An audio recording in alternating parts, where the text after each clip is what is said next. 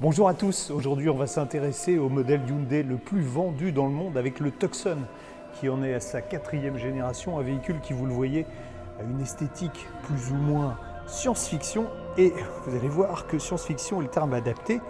J'ouvre la voiture, je démarre la voiture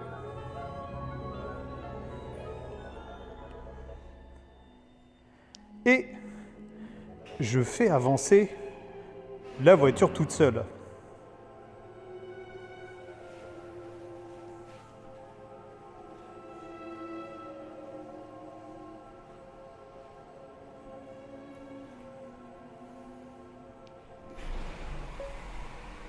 Normalement, quand on remplace un best-seller, on essaie de ne pas prendre trop de risques en matière de design. Et bien là, Hyundai s'est réellement lâché avec ce Tucson. Et autant vous dire que moi, je trouve que c'est plutôt une réussite. Avec un look, alors il paraît un peu agressif en image comme ça, et dans la réalité, c'est le juste milieu. Le juste milieu aussi en matière de dimension, 4,50 m de long. On est dans les grands petits SUV entre guillemets.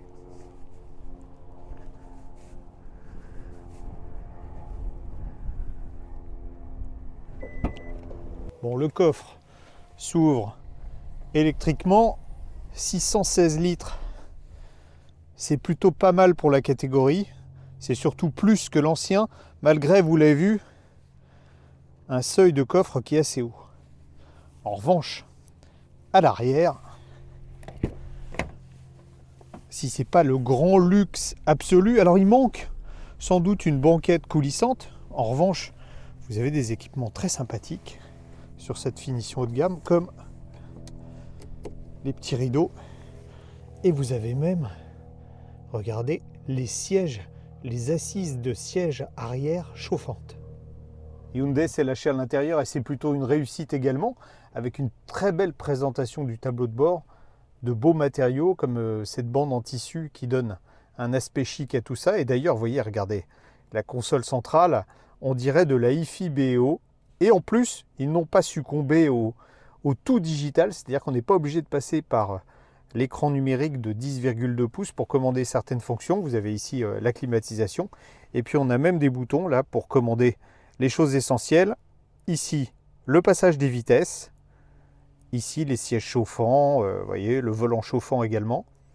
Face au conducteur, une dalle numérique qui est programmable évidemment, et surtout, alors je ne sais pas si on le voit bien, regardez, vous n'avez plus de casquette sur le tableau de bord, ce qui dégage totalement la vue, ce qu'on recherche au final dans un SUV, c'est-à-dire avoir une vision panoramique de la route.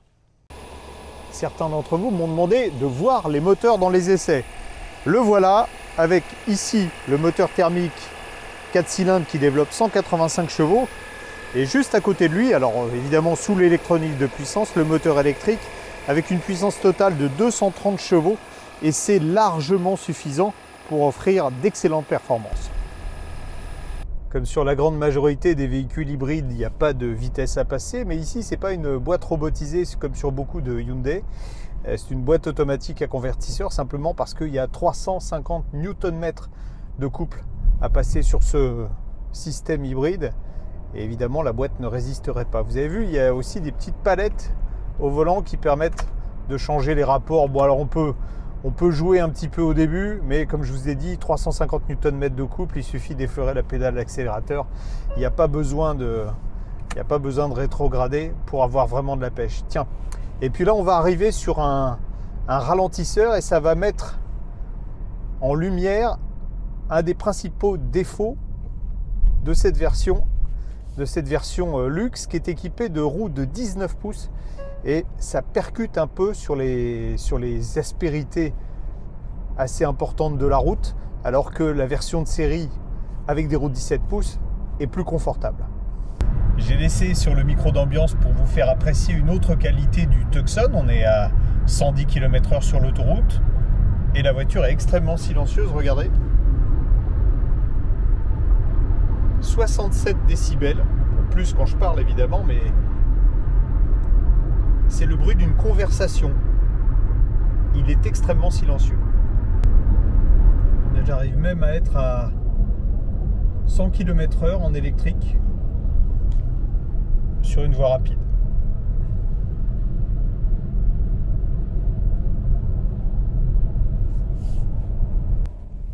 Alors clairement, ça pousse fort hein, quand on accélère, plus qu'un Toyota RAV4 hybride par exemple.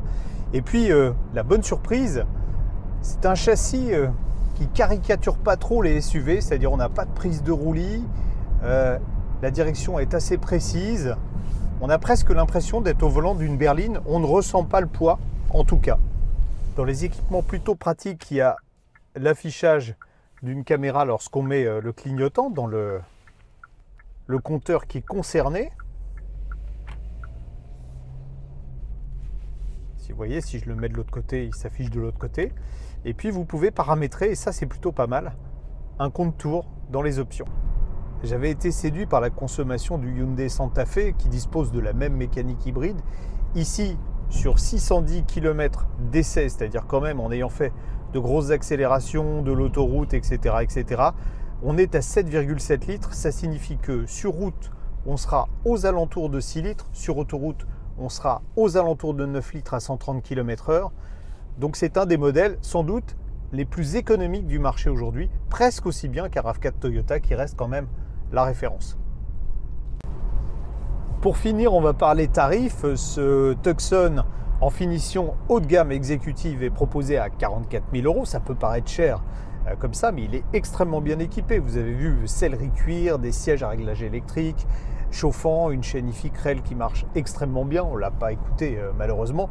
Si vous voulez en fait un modèle aussi bien équipé avec un RAV4, ça vous coûtera au minimum 3 à 3 500 € de plus. En fait, le seul concurrent qui existe sur le marché pour le moment, puisque les Français sont hybrides rechargeables, c'est le Ford Kuga hybride, qui est certes moins puissant, mais en finition vignalée, il est exactement au même tarif, 44 000 €. Ça veut dire quoi au final?